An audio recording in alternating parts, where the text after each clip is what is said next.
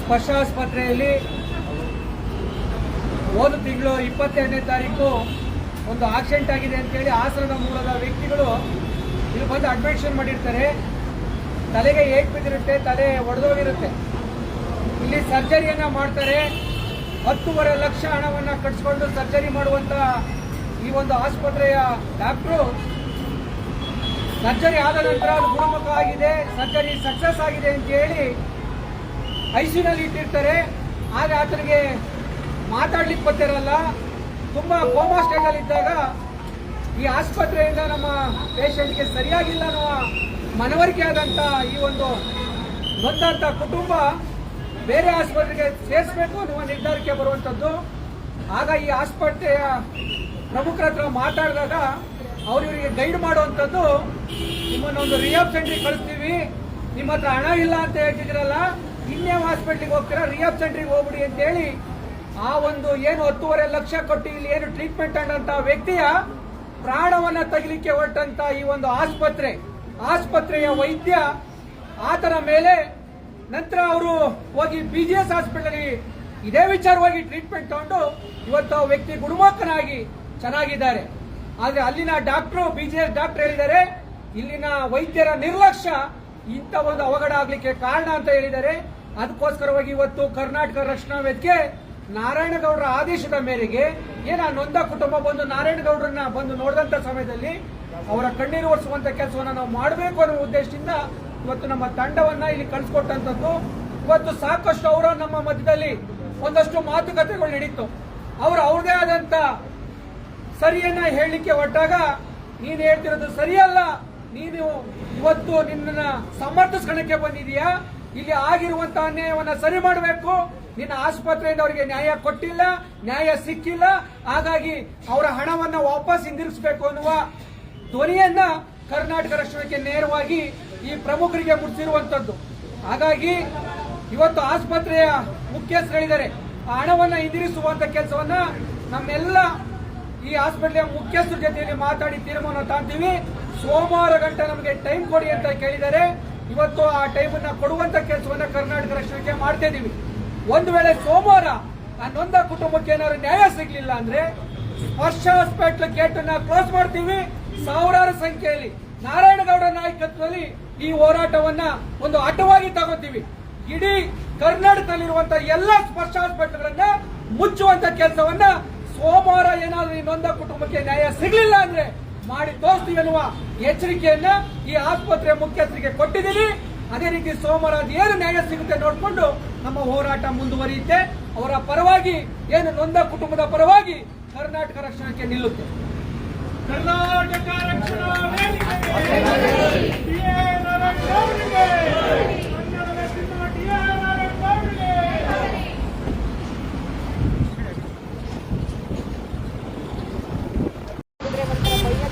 ಎಲ್ಲ ಮಾಡೋದು ಏನು ಕರ್ಕೊಂಡು ಬಂದು ಆಡೋಕ್ಕೆ ಸ್ಟಾರ್ಟ್ ಮಾಡಿದ್ವಿ. ಅವಾಗ ಡಾಕ್ಟರ್ ನಮಗೆ ಅಮ್ಮ ಅಲ್ಲೇ ಬೋಲ್ಕೊಂಡಿವೆ, ಆಪರೇಷನ್ ಸರಿ ಮಾಡಿಲ್ಲ ಅಲ್ಲಿ, ಇವಾಗ ಕರ್ಕೊತೀನಿ ಅಲ್ಲೇ ಹೋಗಿದ್ದು. ತಪ್ಪಾದ ತಕ್ಷಣ ನಾವು ಮತ್ತೆ ಅಲ್ಲಿ ಹೋಗಲ್ಲ ಸರ್, ಅದೇನೇ ಆಗಲಿ ನೀವೇ ಮಾಡಿಕೊಡಿ ಅಂತ ಕಾಲು ಕಟ್ಕೊಂಡೆ ನಾನೇ BGS ಆಯ್ತು, ನಾನೇ ಹೋಗಿ ಹೋಗಿ ಮಾಡಿದ್ದು ಸಕ್ಸಸ್ ಆಯಿತು.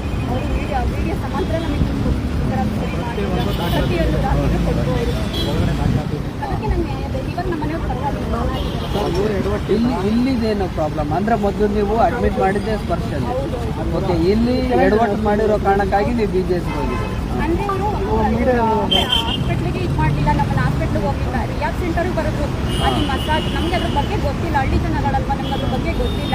ರಿಯಾಬ್ ಸೆಂಟರ್ ಅಂದರೆ ಏನು ಅಂತ ನಾವು ಫೋನಲ್ಲಿ ಸರ್ಚ್ ಮಾಡಿ ನೋಡಿದ್ವಿ.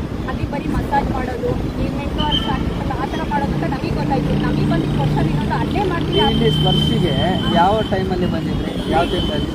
ಒಟ್ಟಿಗೆ 21 ನೈಟ್ 3 ಗಂಟೆಗೆ ಬಂದಿದ್ವಿ. ಎಷ್ಟು ದಿನ ಇದ್ರಿ? 7 ದಿನ ಇತ್ತು ಸರ್. ಓಕೆ, 7 ದಿನದಲ್ಲಿ ಯಾವುದೂ ಕೂಡ ಚೇಂಜಸ್ ಕಾಣಲಿಲ್ಲ, ಮೂಮೆಂಟ್ಸ್ ಇಲ್ಲ? ಏನು ಮೂಮೆಂಟ್ಸ್ ಇಲ್ಲ, ಅಂದರೆ ಕಣ್ಣು ಬಿಟ್ಟಿದ್ರಷ್ಟೇ, ಅಂದರೆ ಮಾತಾಡಿದ್ರೆ ಕೈ ಕಾಲು ಇದು ಮಾಡಿದ್ರಷ್ಟೇ, ಏನು ಮಾತೇನಿಲ್ಲ. ಎಲ್ಲ ವೆಂಟಿಲೇಟರ್ ಇದ್ರು. ಅವರು ರಿಯಾಬ್ ಸೆಂಟರ್ ಬಂದರು, ಅದೇ ಆ ಸ್ಟೇಜಲ್ಲಿ ಇರೋದು ರಿಯಾಬ್ ಸೆಂಟರ್ ಬರೋದು. ನಮಗೆ ಬಂದಿದ್ದ ಡೌಟ್ ಏನಾದ್ರು ಅಲ್ಲೇ ಮಾಡ್ತೀನಿ ಅಂತ ಹೇಳಿದ್ರು. ಇವರು ರಿಯಾಬ್ ಸೆಂಟರ್ ಬರೀತಿದ್ರಲ್ಲ, ಅಲ್ಲೂ ಈ ಥರ ಮಾಡಿದ್ರೆ ಈ ಥರ ಬರೀದ್ ಕಳಿಸ್ತಿದ್ರ ನಮ್ಮನ್ನ ರಿಯಾಬ್ ಸೆಂಟರ್ಗೆ ಅಂತ ನಮ್ಮ ತಲೆಗೆ. ಟೋಟಲ್ ಬಿಲ್ ಎಷ್ಟು ಮಾಡಿದ್ರು? 10.5 ಲಕ್ಷ ಮಾಡಿದ್ರು ಸರ್. 21 ನೈಟಿಗೆ ಅವರಿಗೆ ಬೆಳ್ಳೂರು ಕ್ರಾಸ್ ಹತ್ರ ಆಕ್ಸಿಡೆಂಟ್ ಆಗುತ್ತೆ. ಆಕ್ಸಿಡೆಂಟ್ ಆದಾಗ ನಾವು DGS ಕರ್ಕೊಂಡು ಹೋಗ್ತೀವಿ. DGS ಕರ್ಕೊಂಡು ಹೋದಾಗ ಬೆಳಗ್ಗೆ ಮಾರ್ನಿಂಗ್ ಗುರುಪ್ರಸಾದ್ ಸರ್ ಅಂತ ಇದ್ದಾರೆ, ಅವರು ಬೆಳಗ್ಗೆ ಓಟಿಗೆ ಬರ್ತೀನಿ ಅಂದರು. ನಾವು ಯಾಕೋ ಹೇಳಿಕೆ ಮಾಡ್ತೀವಿ ನಾವು ಬಂದುಬಿಟ್ಟು ಸಡನ್ನಾಗಿ ಪ್ರಾಣ ಉಳಿಸ್ಕೊಬೇಕಾಗಿತ್ತು. ಅವರು ಕ್ರಿಟಿಕಲ್ ಕೇಸ್ ಇತ್ತು. ಆದ್ದರಿಂದ ನಾವು ಇಲ್ಲಿ ಕರ್ಕೊಂಡು ಬಂದಾಗ ನಮ್ಗೆ ಫಸ್ಟ್ ಎಂಟ್ರೆನ್ಸಲ್ಲಿ ಕಂಡಿದ್ದೀವಿ ಇವಾಗ. ನಾವು ಇಲ್ಲಿಗೆ ಕರ್ಕೊಂಡ್ಬಂದು ಟ್ರೀಟ್ಮೆಂಟ್ ಎಲ್ಲ ಮಾಡೋದು 7 ದಿನ ಇತ್ತು. 22ಕ್ಕೆ ಅಡ್ಮಿಷನ್ ಮಾಡ್ಕೊಂಡು ಸ್ಟಾರ್ಟಿಂಗ್ ಬಂದಿದ್ದು DGS ಸ್ಟಾರ್ಟಿಂಗು DGS ಕರ್ಕೊಂಡು ಹೋದೋ ನಾವು ಅಲ್ಲಿ ಬೆಳಿಗ್ಗೆ ಮಾರ್ನಿಂಗ್ ಓಟಿ ತಗೋತೀನಿ ಒಂದಿನ ಮಾರ್ನಿಂಗ್ ಅಡ್ಮಿಟ್ ಆಗಿರೋದಿಲ್ಲ. ನಾವು ಅವರು ಪೇಷಂಟ್ ಕ್ರಿಟಿಕಲ್ ಆಗಿರೋದ್ರಿಂದ ನಾವು ಇಲ್ಲಿ ಕರ್ಕೊಂಡ್ಬಂದೆ. ಇಲ್ಲಿ ಕರ್ಕೊಂಡ್ಬಂದಾದ್ಮೇಲೆ ಬೈಪಾಸಲ್ಲಿ ಇರೋದ್ರಿಂದ ನಾವು ಇಲ್ಲಿಗೆ ಟ್ರಾನ್ಸ್ಫರ್ ಇವರು ಹಾಸ್ಪಿಟಲ್ ಕರ್ಕೊಂಡು ಹೋದ್ಮೇಲೆ 22ಕ್ಕೆ ಅಡ್ಮಿಷನ್ ಮಾಡ್ಕೊಂಡು 7 ದಿನ ಟ್ರೀಟ್ಮೆಂಟ್ ಮಾಡಿದ್ದಾರೆ. 7 ದಿನಕ್ಕೆ 10 ಲಕ್ಷ ಬಿಲ್ ಮಾಡಿದ್ದಾರೆ. ಅಲ್ಲಿ ಬಿಲ್ ಮಾಡಿದ್ಮೇಲೆ ಅಲ್ಲಿ ಪುನಃ ಇವರು ರಿಯಾಬ್ ಸೆಂಟರ್ ಬರ್ಕೊಟ್ರು. ನಾವು ರಿಯಾಬ್ ಸೆಂಟರ್ ಬೇಡ ಅಂದ್ಬಿಟ್ಟು ನಮ್ಗೆ ಹತ್ರ ಆಗುತ್ತಲ್ಲ ಅಂತ ಪುನಃ ಅಲ್ಲಿ ಕರ್ಕೊಂಡು ಹೋಗೋದು. ಇಲ್ಲಿ ಸರಿಯಾಗಿ ಏನು ಮಾಡೇ ಇಲ್ಲ.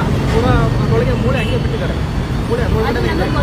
ಇಲ್ಲಿ ಹಾಸ್ಪಿಟಲಲ್ಲಿ ಅವರು ಪೇಷಂಟ್ ಯಾವ ಥರ ಆಡೋಕ್ಕೆ ಸ್ಟಾರ್ಟ್ ಮಾಡಿದಾಗ ನಾವು ಡಾಕ್ಟರ್ ಹತ್ರ ಕೇಳ್ಕೊಟ್ಟು ಸರ್ ಈ ಥರ ಪೇಷಂಟ್ ಹಿಂಗೆ ಆಡ್ತಾ ಇದ್ದಾರೆ. ಆಯಿತು ತಗೊಂಡ್ಬಂದು ಸ್ಕ್ಯಾನ್ ಅದನ್ನು ನೋಡ್ತೀನಿ, ಅದನ್ನು ಸ್ಕ್ಯಾನ್ ರಿಪೋರ್ಟ್ ಅಂತ ಎಕ್ಸ್ರಾ ರಿಪೋರ್ಟಲ್ಲಿ ಪ್ರತಿಯೊಂದು ಇದೆ, ದಾಖಲಾತಿ ಇದೆ, ಅದು ಗುರುತು ಮಾಡಿಕೊಟ್ಟಿದ್ದಾರೆ.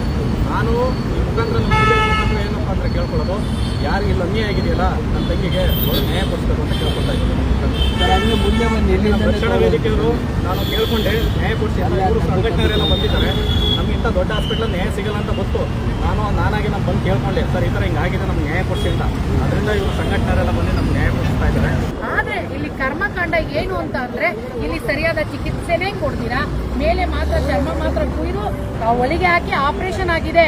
ಜೊತೆಗೆ ಅದು ಬ್ರೈನ್ ಆಪರೇಷನ್ ಆಗಿದ್ರು ಕೂಡ ಅಲ್ಲಿ ಎಷ್ಟು ದೊಡ್ಡ ಮುಳ್ಳು, ದೊಡ್ಡ ಒಂದು ಮೂಳೆ ಅಲ್ಲೇ ಬಿಟ್ಟು ಅವರು ಹೊಲಿಗೆಯನ್ನು ಹಾಕಿ ಆಪರೇಷನ್ ಆಗಿದೆ ಅಂತೇಳಿ ಅವ್ರ ಹತ್ರ ಪಾಪ ಹಳ್ಳಿಗಾಡಿನ ಜನರು, ಅವರು ಸಾಮಾನ್ಯ ಜನರು ಅವ್ರ ಹತ್ರ ಲಕ್ಷಾಂತರ ರೂಪಾಯಿ 10.5 ಲಕ್ಷ ಬಿಲ್ ಹಾಕಿ ಆಮೇಲೆ ನೋಡಿದ್ರೆ ಆ ವ್ಯಕ್ತಿ, ಆ ಒಂದು ಪೇಷಂಟು ಬೇರೆ ಬೇರೆ ಥರ ಮಾತಾಡಿದಾಗ, ಮೆಂಟಲ್ ಡಿಸಾರ್ಡರ್ ಥರ ಮಾತಾಡಿದಾಗ, ಇಲ್ಲ ನೀವು ಹೋಗಿ ಇವ್ರನ್ನ ರಿಹ್ಯಾಬಿಲಿಟಿ ಸೆಂಟರ್ಗೆ ಸೇರಿಸಿ ಅಂತ ಹೇಳಿದಾಗ ಅವ್ರಿಗೆಲ್ಲ ಒಂದು ಕಡೆ ಅನುಮಾನ ಬರುತ್ತೆ. ಇಷ್ಟು ಲಕ್ಷ ಎಲ್ಲ ಕೊಟ್ಟು ಇಷ್ಟೆಲ್ಲ ಮಾಡಿ ಸಾಲ ಸೋಲ ಮಾಡಿ ಇಷ್ಟು ದುಡ್ಡು ಕಟ್ಟಿದ್ರು ಕೂಡ ಇವರು ನಮ್ಮ ಯಜಮಾನರನ್ನ ರಿಹ್ಯಾಬಿಲಿಟಿ ಸೆಂಟರ್ಗೆ ಸೇರಿಸಿ ಅಂತಿದ್ದಾರಲ್ಲ, ಯಾಕೋ ಇಲ್ಲಿ ಏನೋ ತೊಂದರೆ ಆಗಿದೆ, ಸಮಸ್ಯೆ ಆಗಿದೆ ಅಂತೇಳಿ ಅವರು ನಮ್ಮ ಕರ್ನಾಟಕ ರಕ್ಷಣಾ ವೇದಿಕೆ ಹಾಗೆ ನಮ್ಮ ಧರ್ಮಣ್ಣವ್ರನ್ನ ಸಂಪರ್ಕ ಮಾಡಿ ಈ ಒಂದು ಸ್ಪರ್ಶ ಆಸ್ಪತ್ರೆಯ ಎಲ್ಲ ಕರ್ಮಕಾಂಡವನ್ನು ತಿಳಿಸ್ತಾರೆ. ಹಾಗಾಗಿ ನಾವು ಇವತ್ತು ಕರವೇ ಕುಟುಂಬದವರು